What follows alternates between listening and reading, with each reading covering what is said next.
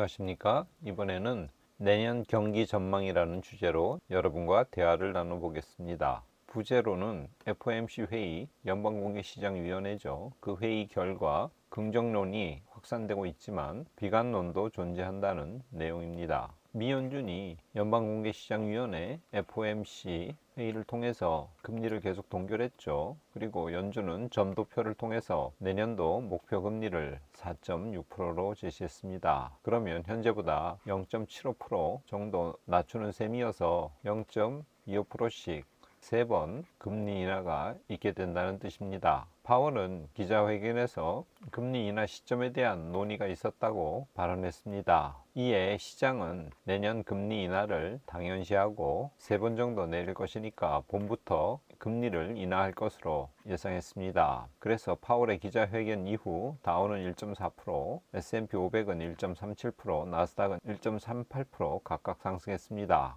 이날 다우는 사상 최고치를 기록했습니다. 시장에 긍정론이 확산되면서 오펜하이머의 에셋 매니지먼트 존 스톨츠퍼스 전략가가 이끄는 팀이 내년 말 S&P 500 지수가 5200에 이를 수 있다고 강세론에 합류했습니다. 내년도 연준이 통화정책을 완화된 기조로 바꿈에 따라 증시가 많이 올라갈 거란 뜻이죠. 지난주 S&P 500 많이 올랐습니다. 그래서 연초 대비로 보면 23.41% 오른 셈입니다. 굉장히 많이 올랐죠. 연방공개시장위원회 FOMC 회의 결과도 그렇지만 최근 들어서 국채 금리가 계속 하락하고 있죠. 여기 10년물 국채 금리 6개월 차트인데 10월 이후 계속 금리가 하락하는 것을 볼 수 있죠. 이렇게 금리가 하락하니까 모든 자산이 랠리를 벌이고 있습니다. 주권, 채권, 암호화폐, 금까지 오르고 있죠. 특별히 11월, 12월에 이런 랠리 현상이 더욱 본격화되었는데 그래서 이것이 지속적인 강세장의 시작인지 아니면 일시적인 흥분 상태인지에 대한 논쟁이 시장에서 지금 벌어지고 있습니다.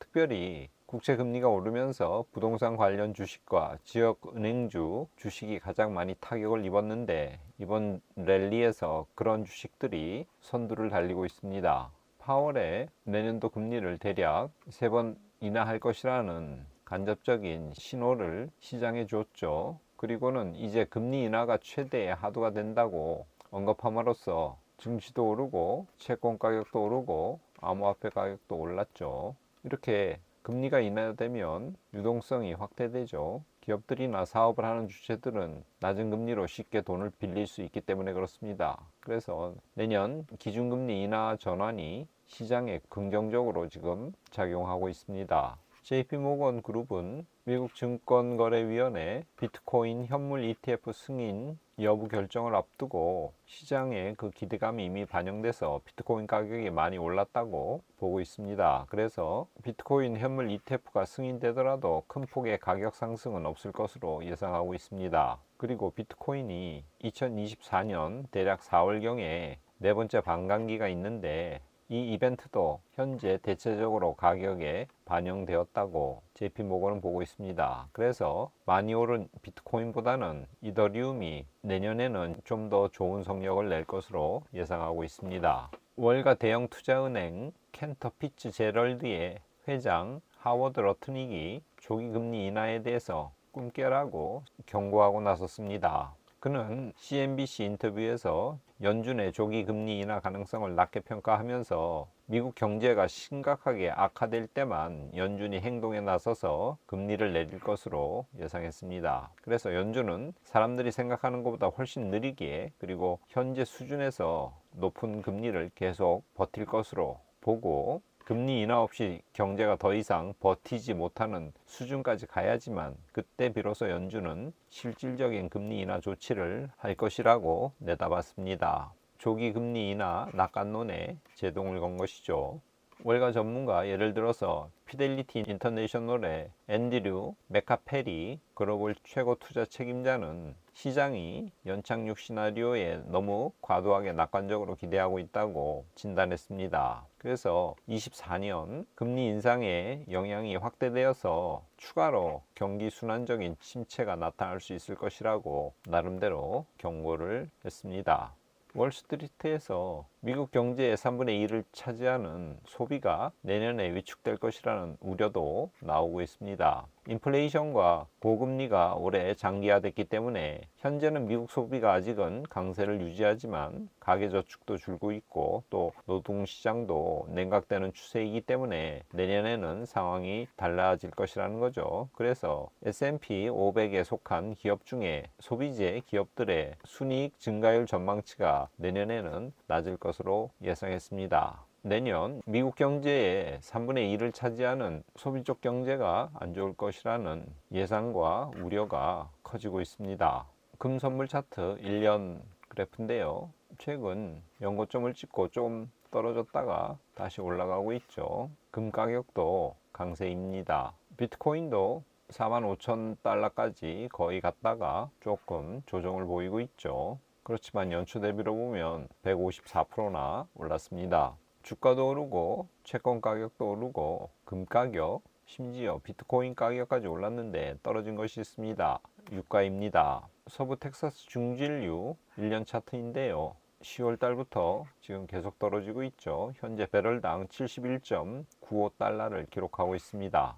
코스피 차트 연초부터 보면 현재 대략 15% 올랐습니다. 미국의 대표지수 S&P 500이 23%가량 오른 데 비해서 코스피는 상대적으로 덜 올랐죠. 그만큼 미국 경제가 좋았고 우리나라 경제는 상대적으로 미국에 비해서 좋지 않았다는 뜻입니다.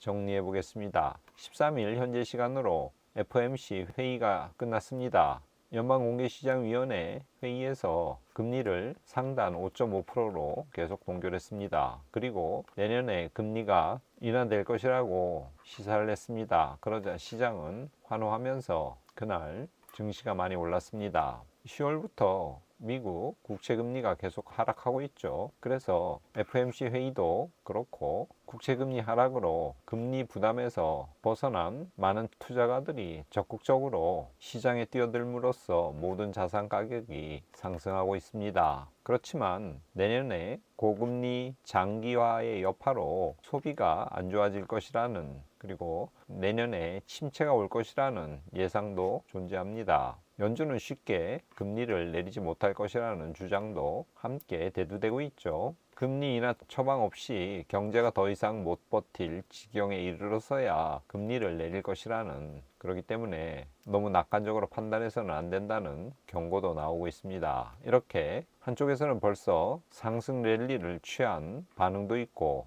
다른 쪽에서는 계속 조심해야 된다는 입장, 두 의견이 팽팽하게 맞서고 있습니다. 23년도 2주 남았습니다. 올 한 해를 돌이켜보면 상반기에는 연준이 계속 금리를 인상했기 때문에 그 여파로 시장이 계속 흔들렸죠. 또 하반기 9월, 10월에는 특별히 채권 금리가 급등하면서 여러 노이즈가 발생했죠. 그 와중에도 결과적으로 S&P 500은 23%나 상승했습니다.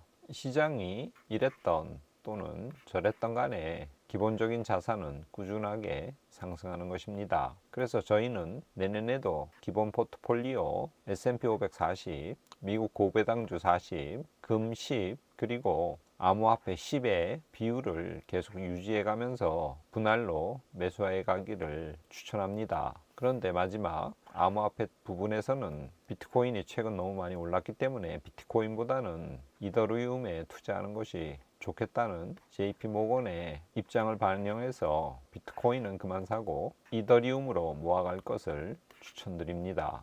오늘은 마태복음 14장 30절에서 32절 말씀을 가져왔습니다. 제가 읽어보겠습니다. 바람을 보고 무서워 빠져가는지라 소리질러 이르되 주여 나를 구원하소서 하니 예수께서 즉시 손을 내밀어 그를 붙잡으시며 이르시되 믿음이 작은 자여 왜 의심하였느냐 하시고 배에 함께 오름에 바람이 그치는지라. 거센 바람과 큰 물결에 제자들이 배에서 고생을 하고 있습니다. 그때 예수께서 물 위로 걸어오십니다. 제자들은 그가 유령인 줄 알고 혼비백산해서 무서워 소리를 쳤습니다. 그러나 자세히 보니까 예수님이셨죠. 베드로는 용기를 내서 바다에 뛰어들어 주님께 갑니다. 하지만 바람을 보고는 그만 겁에 질리게 되었고 그래서 물에 빠져들게 됩니다. 다급한 베드로는 예수께 도와달라고 외치죠. 주여 나를 구원하소서 이렇게 외칩니다. 소리칩니다. 그러자 예수께서 베드로를 꾸중하시죠. 믿음이 작은 자야 왜 의심하느냐 야단치십니다. 왜 바람을 보고 무서워하고 의심했느냐고 꾸짖는 것이죠. 그리고는 손을 내밀어서 베드로를 구해서 함께 배에 오르십니다. 그러자 신기하게도 바람이 그칩니다. 우리는 마치 베드로 같은 존재입니다. 어려운 가운데 용기를 내어서 주님께 다가가지만 믿음이 작아서 겁을 먹고 난관에 부딪히거나 곤궁에 처하게 되죠. 그럴 때 우리 주님께서는 왜 의심하냐고 우리를 꾸짖으십니다. 꽹후의 두런두런 시청자 여러분, 오늘 마태복음 14장 30절 이하의 말씀을 묵상하시면서 이번 한 주는 끝까지 용기를 내어 주님께 다가감으로써 왜 의심하느냐고 하는 질책을 받지 않는 한 주가 되시기를 바랍니다. 오늘은 이것으로 마치겠습니다. 끝까지 시청해 주셔서 감사합니다.